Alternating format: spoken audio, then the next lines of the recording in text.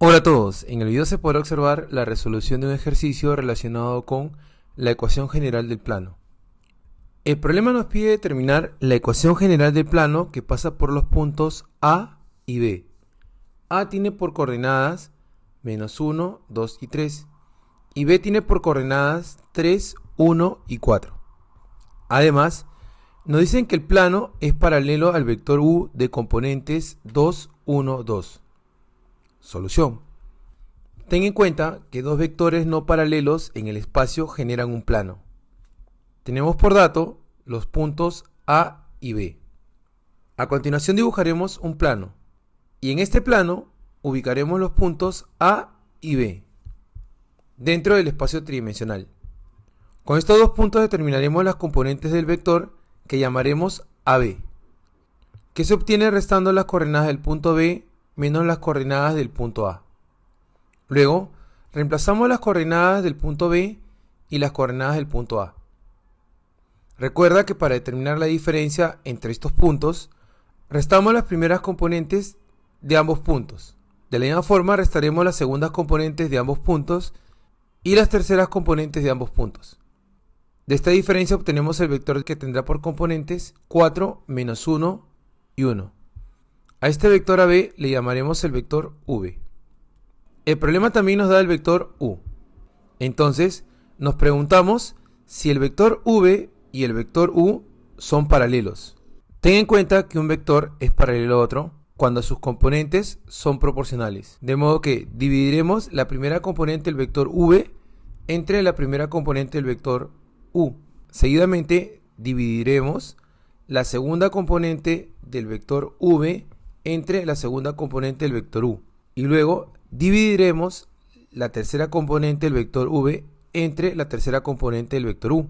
Notamos que estas componentes no son proporcionales, por lo tanto, el vector V y el vector U no son paralelos. De modo que estos dos vectores generarán nuestro plano. Ten en cuenta que para determinar la ecuación del plano se requiere de un punto y el vector normal. Este vector normal lo determinaremos por medio del producto vectorial entre los vectores V y U. Ten en cuenta que este producto vectorial o producto cruz entre los vectores V y U lo podemos encontrar por medio de un determinante. Para este determinante, en la primera fila colocamos los vectores canónicos, en la segunda fila colocamos las componentes del vector V y en la tercera fila colocamos las componentes del vector U. Para hallar este determinante, nos apoyaremos en la regla de Sarrus. Esta regla nos dice que como primer paso debemos duplicar las dos primeras filas. Seguidamente multiplicaremos las diagonales. Al multiplicar la primera diagonal obtenemos por resultado menos 2 por i. De la segunda diagonal obtenemos 4 por k. De la tercera diagonal obtenemos 2 por j. De la cuarta diagonal obtenemos menos 2 por k. De la quinta diagonal obtenemos i. De la sexta diagonal obtenemos 8 por j. Luego sumamos los resultados obtenidos en la columna derecha menos los resultados obtenidos en la columna izquierda. Al reducir obtenemos el vector menos 3 por i, menos 6 por j, más 6 por k. Este vector normal lo podemos expresar de forma equivalente, como el vector de componentes menos 3, menos 6, 6. Finalmente, al tener un punto y el vector normal, podemos determinar la ecuación del plano.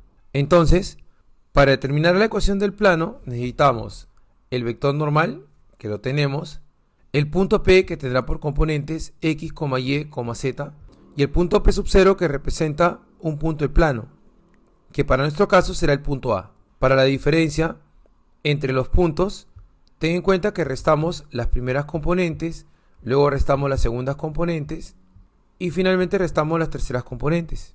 Luego determinamos el producto escalar entre los dos vectores. Ten en cuenta que el producto escalar se obtiene multiplicando las primeras componentes de ambos vectores más la multiplicación entre las segundas componentes de ambos vectores más la multiplicación entre las terceras componentes de ambos vectores, todo igualado a 0.